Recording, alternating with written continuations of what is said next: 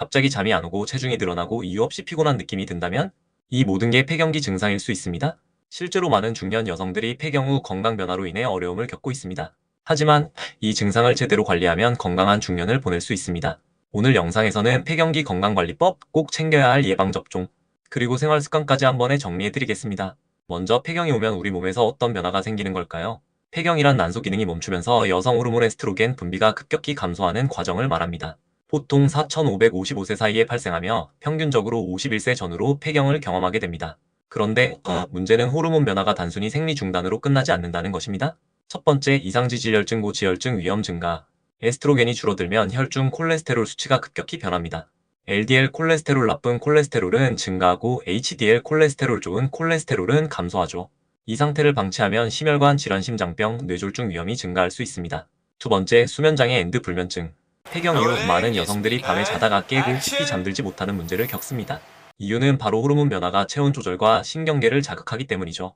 수면의 질이 떨어지면 만성 피로와 집중력 저하로 이어질 수 있습니다. 세 번째, 골다공증 위험 증가.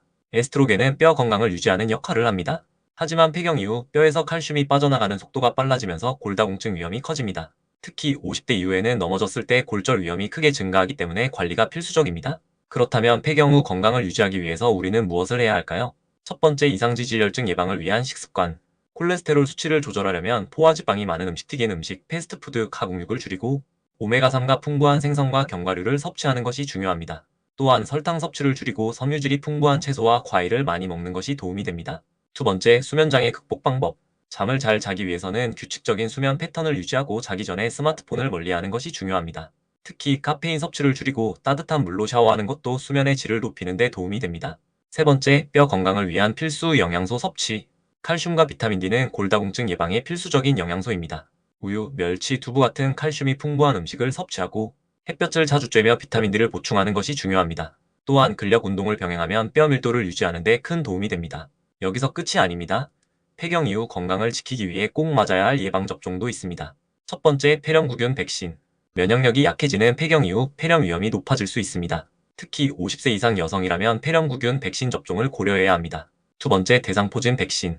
대상포진은 신경을 따라 심한 통증을 유발하는 질환으로 폐경 이후 면역력이 떨어지면서 발병 위험이 증가합니다. 50세 이상이라면 대상포진 예방접종을 맞아두는 것이 좋습니다. 세 번째, 독감 백신. 폐경 이후 감기와 독감이 쉽게 심해질 수 있기 때문에 매년 독감 예방접종을 맞는 것이 중요합니다. 지금까지 폐경 후 건강을 지키기 위해 필요한 필수 관리법을 알아봤습니다. 첫째, 이상지질혈증을 예방하기 위한 건강한 식습관. 둘째, 수면장애 극복을 위한 규칙적인 생활습관. 셋째, 골다공증 예방을 위한 칼슘 앤드 비타민 D 섭취 운동. 넷째, 폐렴, 대상포진, 독감 예방접종 필수. 지금 여러분은 폐경 건강관리를 제대로 하고 계신가요? 오늘 영상이 도움이 되었다면 좋아요와 구독 부탁드립니다. 그리고 여러분의 경험이나 궁금한 점이 있다면 댓글로 남겨주세요. 더 건강한 중년을 위해 함께 준비해봅시다.